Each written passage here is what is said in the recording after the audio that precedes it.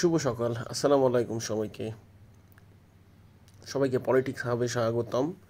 আজকে যে খবরটা নিয়ে কথা বলবো সেটা শিরোনাম আপনারা দেখেই বুঝতে পারছেন, টাইটেল দেখে, এবং এখানে শিরোনাম দেখেই বুঝতে পারছেন।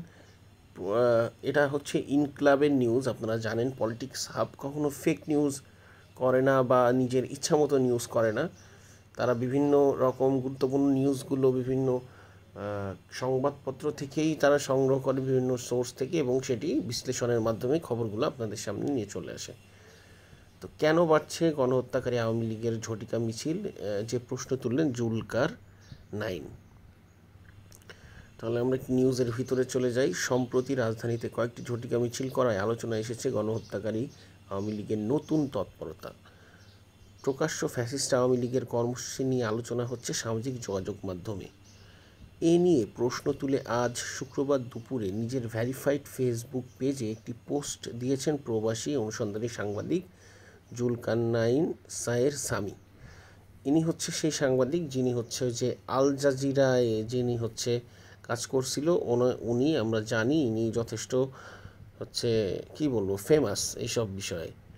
তো পোস্টে তিনি বলেন, ডিবি প্রধান রেজাউল করিম মল্লিককে সরিয়ে দেওয়ার পর ঢাকার বিভিন্ন স্থানে আওয়ামী লীগের সদস্যরা কমপক্ষে প্রকাশ্যে 2বার মিছিল করেছে।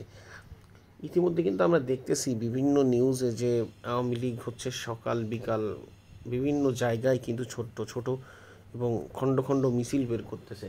মানে ছোট বলা যাবে না, মানে মাঝে যে অবস্থা হয়েছিল যে 10 জন 12 জন, সেখান থেকে বেশ লাঠি সোটা নিয়ে তারা সঙ্গত কারণে অনেক বড় হচ্ছে সেই মিছিল আস্তে আস্তে। আরও মিছিলের প্রস্তুতি গ্রহণ করছে। রেজাউল করিমকে সরিয়ে আওয়ামী লীগের পথ সুগম করছে কে? উল্লেখ্য, শুক্রবার রাজধানীর উত্তরায় ঝটিকা মিছিল করেছে আওয়ামী লীগের নেতাকর্মীরা। বিক্ষোভ মিছিলটি 3 মিনিটের একটি ভিডিও প্রকাশ করেছে আওয়ামী লীগ। একই দাবিতে যাত্রাবাড়ি, ডোমরা, আংশিক কদমতলী থানা আওয়ামী লীগ এবং সহযোগী সংগঠনের বিক্ষোভ মিছিল করেছে। যাত্রাবাড়ি থানা আওয়ামী লীগের সাধারণ সম্পাদক হারুনা রশিদ মুন্না এই মিছিলের নেতৃত্ব দিয়েছেন বলে দাবি করা হয়েছে নিষিদ্ধ ঘোষিত ছাত্রলীগের ফেসবুক পেজে। এসব মিছিল থেকে অধ্যাপক ডক্টর মোহাম্মদ ইউনূসের নেতৃত্বাধীন অন্তর্বর্তীকালীন সরকারের পদত্যাগ দাবি করা হয়। সুতরাং এই যে আওয়ামী লীগের এই যে মিছিলগুলো, এই মিছিলগুলো যে বের হচ্ছে এবং এই যে সরকারের বিভিন্ন ভুল এবং এই যে মব জাস্টিসের যে কালচারটা আস্তে আস্তে তৈরি করতেছে না, এইগুলা যদি আসলে না হতো তাহলে মানুষ কিন্তু এই সরকারের বিরুদ্ধে কেউ নামলে জনগণই তাকে প্রতিহত করতো। প্রথম দিকে যেমন জনগণ আওয়ামী লীগ দেখলেই মারছে, ধরছে, পিটাইছে, এখন কিন্তু পারসেপশনটা আস্তে আস্তে পরিবর্তন হচ্ছে, মানুষের চিন্তা পরিবর্তন হচ্ছে যে ওরা তো ভালো ছিল, আমরা তো খেয়ে পরে বেঁচেছিলাম, কিন্তু এখন তো আমরা ব্যবসা বাণিজ্য করতে পারতেছি না, খেতে পারতেছি না, কিছুই করতে পারতেছি না। সো মানুষের চিন্তা ভাবনা কিন্তু পরিবর্তন আসতেছে। মানুষ কিন্তু এখন আওয়ামী লীগ দেখলেই মার ধর এগুলো কিন্তু করতেছে না, এবং বিএনপিও এই জায়গা থেকে সরে আসতেছে যে বিপক্ষ দল বা আওয়ামী লীগ দেখলেই মারতে হবে, ধরতে হবে।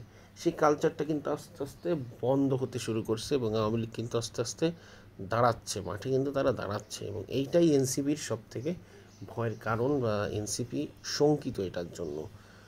মানে ভিতরে ভিতরে এনসিপির মিছিলটা বা লোকজন ছোট হয়ে কিন্তু আস্তে আস্তে আওয়ামী লীগ বড় হচ্ছে, এবং সবাই জানে যে আওয়ামী লীগ অনেক পুরাতন একটা দল, যারা স্বাধীনতা যুদ্ধকে লিড করছে। এই দল কিন্তু একেবারে হারাই যাবে না।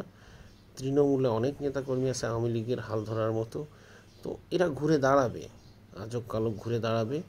কতটা পরিশুদ্ধভাবে, কতটা মানে নিজেদের শুধরে ঘুরে দাঁড়াতে পারে, এটাই হচ্ছে দেখার বিষয়। তা আমাদের আলোচনা ভালো লাগলে লাইক অ্যান্ড সাবস্ক্রাইব করে পাশে থাকবেন। সবাইকে ধন্যবাদ।